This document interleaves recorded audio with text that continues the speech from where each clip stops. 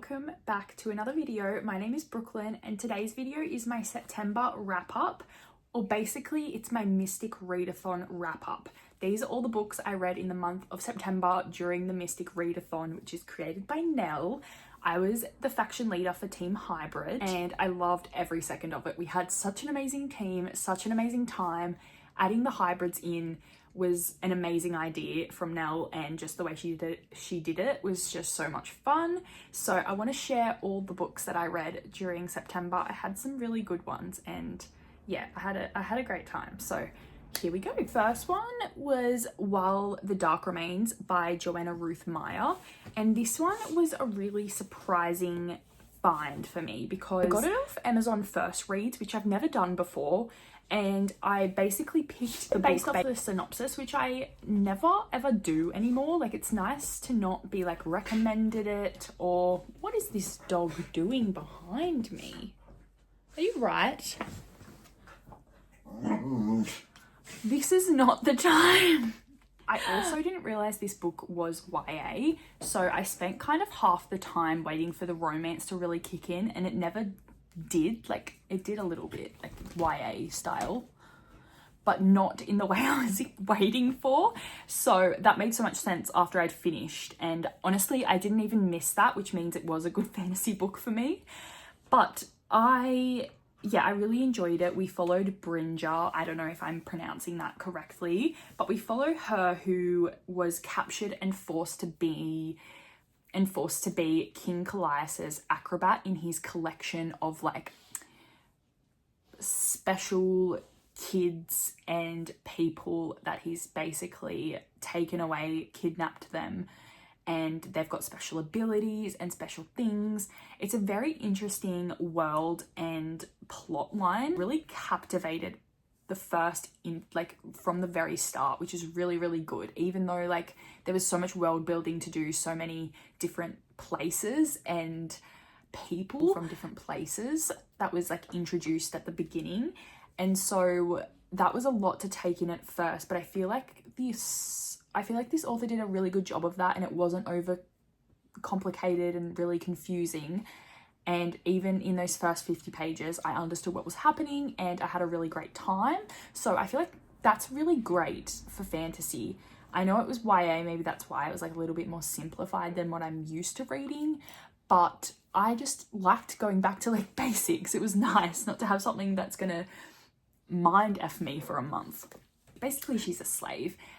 She's escaped, and we're following her like a few years later when she's planning on returning with the enemy basically to the king and getting her revenge.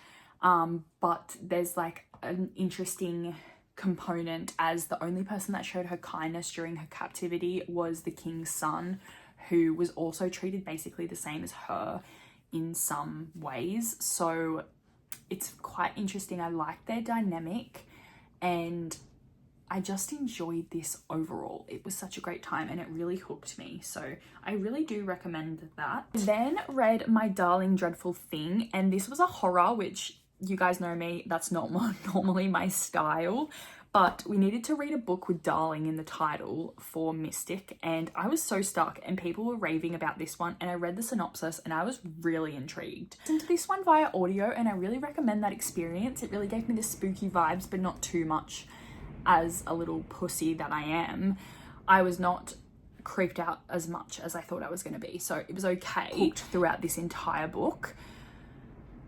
And there was a really interesting murder mystery aspect, and we follow an unreliable narrator who has schizophrenic tendencies, which I don't know. I still don't really know. It kind of depends how you interpret it. But throughout the book, she's getting questioned for the murder of somebody, and you don't know who to believe, and you're looking at it from the investigator's perspective. That's very like psychological, like this person definitely has schizophrenia and has all of these psychological issues and tendencies. Really believed that this was a spirit companion that she had and not a illusion or any type of disorder. So it was quite interesting, especially from a psychology perspective as well. listening to both sides is quite good. So I really like this one too. This one 4 stars, and I also gave the previous book 4 stars, which I forgot to mention, sorry. I then read Ruthless Fae, the second book in the Zodiac Academy series, and this was a reread. I listened to this graphic audio and I had the best time once again. This is just, things start to ramp up a little bit more. We kind of end on a big plot situation, and yeah, we're truly getting into the personalities of everyone. This is also the first book with the boys' perspectives besides As Told by the Boys. And yeah, I really enjoyed it. It gets you hooked. It makes you obsessed with Orion. This is when the obsession truly begins.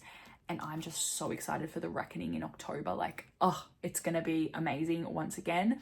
Thank you to Vanessa again, because I'm just lapping up the chance to read this book, this series, another time round. It's just the best experience, especially to listen to it with graphic audio. It's like the book has come alive in my mind properly.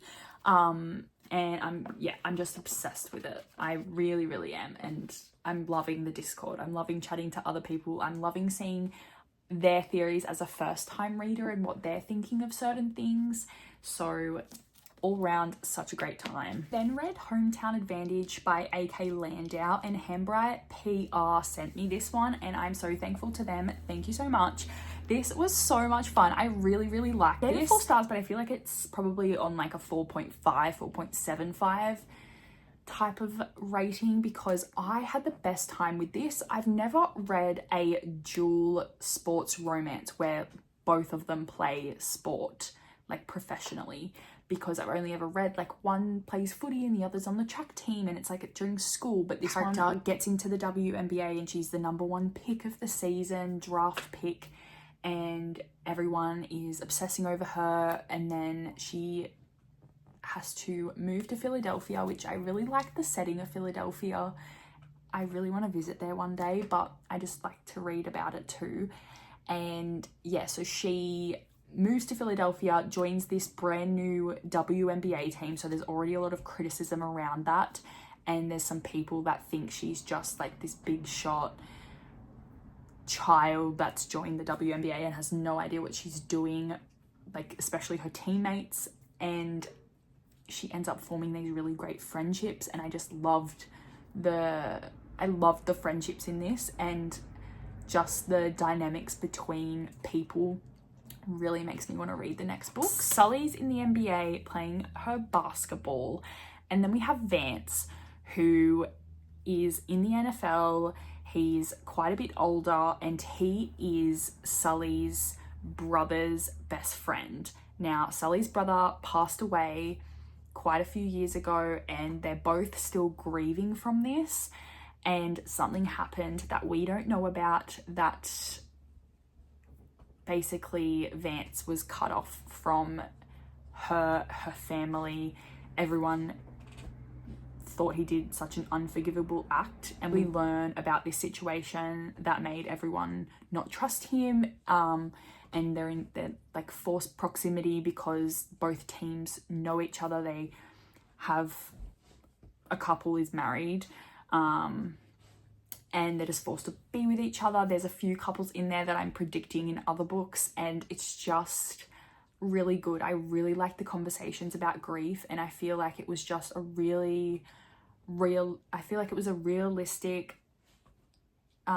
presentation of it, and just the sport aspects as well, being in the WNBA, being a woman in sport, and how different the NFL and the NFL players get treated compared to women's basketball players or women in general. Like, that was a really cool thing to see in a book. Like, I feel like you don't often get that, so that was nice. Then read my absolute favorite book of the month, and probably one of my favorite books ever now, Immortal Dark by Titus Germer. So obsessed with this book. 5 stars. I had such a great time with it. This was just everything I expected it to be, but also not. Like, it's nothing like I imagined it. I just had this idea in my head of what it was going to be, and that wasn't this. but it was just exactly what I was after at the time, like that dark academia, vampire, the university vibes, the fall vibes, just the angst and the back and forth, and just like that you can't really trust anyone in this, and I really liked that. Follow Kadane. I really don't know how to say anyone's names in this book, to be honest. I'm terrible at pronunciation, especially with names, so I have a way of saying it in my head, but I don't like to say it out loud in case I'm wrong. But basically we follow a girl who, her sister has gone missing, and she has one clue and she thinks she knows who did it, and to do that she has been brought up away from this world, but to get closer to this person who she believes did it or knows something about what happened to her sister, she has to inherit her house. And there's lots of rules in this society. It's very interesting. There's vampires that belong to houses, and the houses are basically the most important thing in someone's life. Like, it shows wealth and it shows just strength, and basically the houses showcase the royalty, I guess. House is very important, and the vampires that are dedicated to that house are also very important. So we have a clash of the vampire of the house and the person trying to inherit the house, because if she didn't turn up, he would have inherited the house. It's quite confusing. It probably makes no sense the way I'm saying it, but I just was obsessed with this, and I loved the very atmospheric writing of it all, and the illustrations. The depiction of culture and history in this was astounding. Titus Germa is Ethiopian herself. I'm super excited to go to the launch of this second book. It's going to be so amazing, and yeah, I just got invited to that and I'm just so excited. But I love this, and I have so many questions and so many, just so much. So I really liked how this one ended on a cliffhanger as well. I'm sorry if you can hear my dog breathing right in the camera. But yes, that was the next one that I read. Then read Legendborn. Finally, I know it took me forever to get on this train, but I was there in September, and I really liked reading it with a bunch of other people in the Discord for Mystic, because it was a host favorite. Same with Immortal Dark, actually. But this one I gave 4 stars. I really enjoyed it. It was enjoyable. It was a fun and interesting and captivating experience, especially with the audiobook. But I just think I would have enjoyed it years and years ago, not as much now. But I really liked it, and everyone knows what this book's about, so I'm not going to tell you. And also one of those things where I somehow avoided all spoilers and all things what I thought it was about, so I feel like it's also fun to go in not really knowing too much about it. But I really did like the found family aspects of this book. Overall, characters were really in depth and intense, and I really enjoyed that. Even though they were so young, they'd gone through so much experience in their life, and that really was showcased quite well through their relationships with each other and just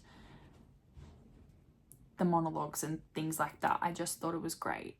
And I also like the setting of the school as well. Like, it's always a good time for me. So I really enjoyed that. I also read Love Arranged by Lauren Asher. This is the 3rd book in the Lakefront Billionaires series, and this was my favorite. I gave it 4.5 stars. I really liked this. It was fun. It was good. I liked the characters. I actually liked them. For some reason, I really enjoy political fake romance.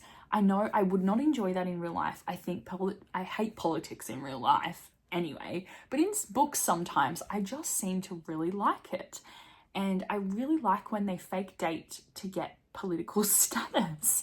I don't know what it is. It just works for me because they have so much on the line, both of them typically, and it just works. But I liked the meet cute of this one as well. They both met on this like anonymous dating app, so I thought that was interesting as well.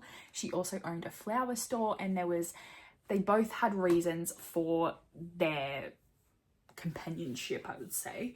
But yeah, she owned a flower store, and she was kind of going to be out of business because the lot was being sold, and there was just a few things that she'd worked really hard for in her life, her family had worked really hard for, that just were affected by this whole political situation. So it worked out well for them to alliance with each other. They both kind of bonded over the loss of their parents. She had lost her dad and he had lost both of his parents. So I think just the way that was done was really good, and I just really liked it. So I'm glad that this one redeemed itself. Love Unwritten I really quite liked. Love Redesigned I did not like, so I'm really glad, and thank you to Hatchet Australia for sending me this. I really appreciate it. They also sent me some really cute stickers and a nice letter from Lauren Asher, and that is always appreciated and so cute.